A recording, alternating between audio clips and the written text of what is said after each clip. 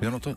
Il y en a partout? Absolument partout, il faut simplement ouvrir les yeux, il faut descendre de la voiture et rentrer dans les petits jardins. Je vais vous parler du jardin Anne-Franck. Il y a à côté de ce jardin, un jardin partagé. Au Trocadéro, juste à côté, au Palais de Tokyo, il y a des jardins partagés. Dans le jardin Joseph Minoret, dans le quartier du Marais, il y a des jardins partagés. Il y en a de plus en plus. Autrefois, les jardins publics avaient toujours une partie un petit peu laissée à l'abandon qui permettait au personnel d'y laisser des outils, laisser traîner quelques sacs. C'est terminé.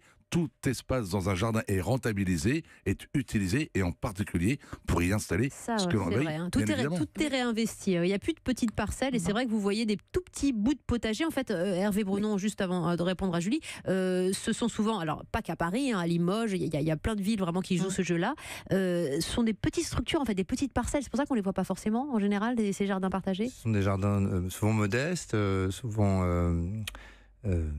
non perdurables, enfin, qui disparaissent au gré des changements. Éphémère, oui. Oui. Mais il n'y a pas de clôture.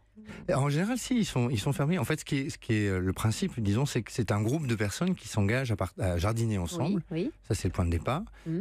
C'est des associations, en fait, qui passent convention avec une mairie.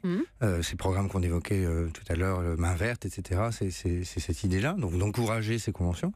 Et après, les jardins sont ouverts au public 2 jours par semaine, souvent. Enfin, les jardiniers sont des citoyens. Oui. C'est ça ce qui est extraordinaire. Et les visiteurs viennent là quand ils les découvrent.